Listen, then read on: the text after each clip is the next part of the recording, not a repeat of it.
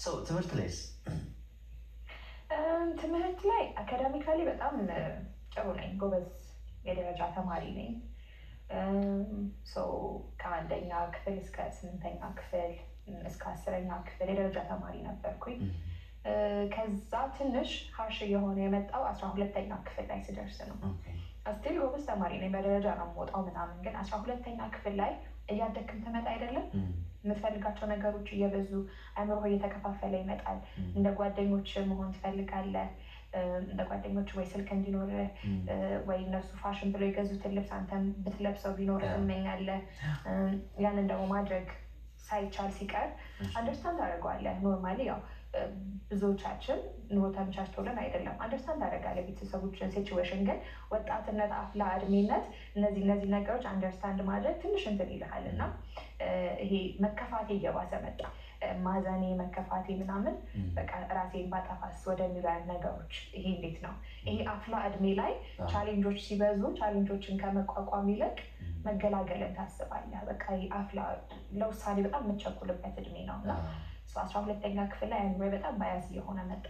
በቃ ትምህርቴ ላይ ትንሽ እየቀነስኩ ምናምን መጣሁኝ። ግን ስቲል ያለኝ አማራጭ እኔ አሁን ካለፉበት ላይፍ ሊያወጣኝ የሚችለው ትምህርቴና ትምህርቴ ብቻ ነው ብዬ አስብ ስለነበረ ስቲል በዛ ሁላ ስትራግል ውስጥ በዛ ሁላ ሜንታሊቲ ውስጥ እንትልል ነበር፣ አጠና ነበር እና አልሆነም። 12ኛ ክፍል ውጤት አልመጣልኝም እና የበዛ ሁላ መንገድ ላይ ሳይገኝም የት ዩኒቨርሲቲ ደረስሽ ምናምን ነገር ነበረ የሚለኝ። ግን ያን ውጤት አልመጣልኝም ነበር እና ያ በራሱ ካለብኝ ሲቹዌሽን ጋር አንድ ላይ ተደማምሮ ሌላ የአእምሮ ዲፕሬሽን፣ ስትረስ፣ ተስፋ መቁረጥ ውስጥ ገባሁኝ። ትምህርቴ ነው ኦንሊ ዌይ መውጫ ብዬ የማስበው። 12ኛ ክፍል ስወድቅ ፊዚካሊ ሜንታሊ ሃራስመንቱ በጣም እንትን እያለ መጣ። ምንድነው የፋሚሊ ታሪክ አለን አይደለም። አያቴ 2 ሴት ልጆች አሉት እና 2ቱም ሴት ልጆቹ ያው ትምህርት አቁሞ ምናምን ይሆናል። እናቴም እኔም በ15 ዓመቷ ነው የወለደችው። አክስቴም የማይሆን ላይ ውስጥ ገብታ ብዙ ፋሚሊ ባክግራውንድ ኬዞች ስለነበሩ አንቺሳ የእነሱ ዘር ከዚህ የተሻለ ነገር ምን ታመጪና መባል ተጀመረ። 12ኛ ክፍል ስወድቅ እና ላይክ ቱ ማች ሆነ ማለት ነው። ቱ ማች ሲሆን ኮንዶሚኒየም ሄጄ ራሴን ብጥልስ ብዬ አስብ ነበረ።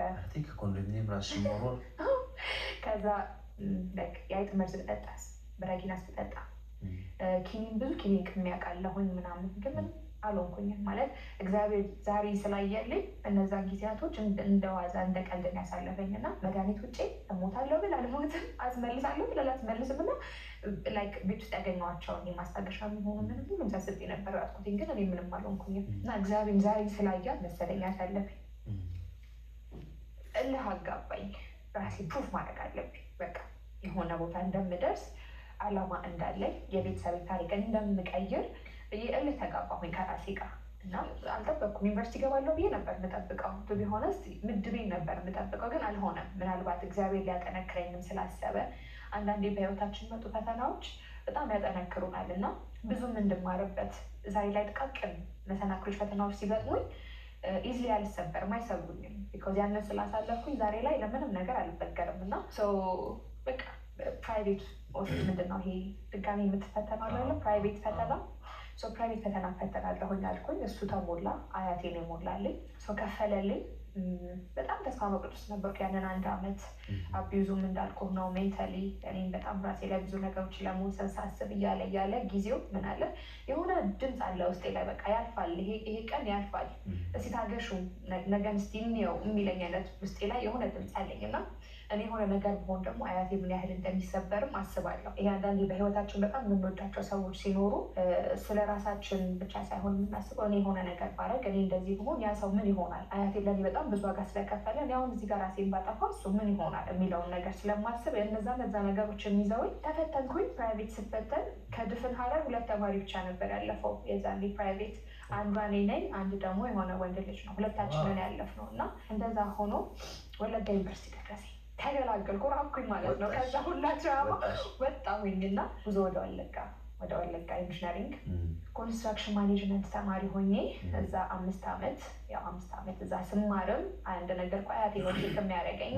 እንዴት ነው ይሄ ከባድ ነው፣ የዩኒቨርሲቲ ላይፍ ስታይሉ በጣም ከባድ ነው እና ባገኛት ሰዓት ፋዘር ከዛችን እያለ የተናጠቀ በዛ ሁላ ታይም ውስጥ እናቴ የለችም። ስቲል አካዳሚ ላይ ፎከስ እያደረኩኝ ነው። ቢኮዝ ኦንሊ ዌይ እኔ ከዚህ ችግር የማመልጥበት ራሴን የምችለው በትምህርቴና በትምህርቴ ብቻ ነው እና በቃ ሰቃይ ነኝ። ከስሪ በታች ራሱ ውጤት የለኝም። በጣም ደከምኩኝ ሲባል 3.2 እስከ 3.57 ድረስ ምናምን ነው ማመጣ ውጤት እና እንደዛ ሆኜ ዩኒቨርሲቲ ትምህርቴን እንግዲህ ጨረስኩኝ ማለት ነው። እና ስጨርስ ራሱ መጥቶ ያስመረቀኝ አልነበረም። ያው እንደነገርኩ አያቴ ደካማ ስለሆነ ከሱ ምንም አልጠብቅም።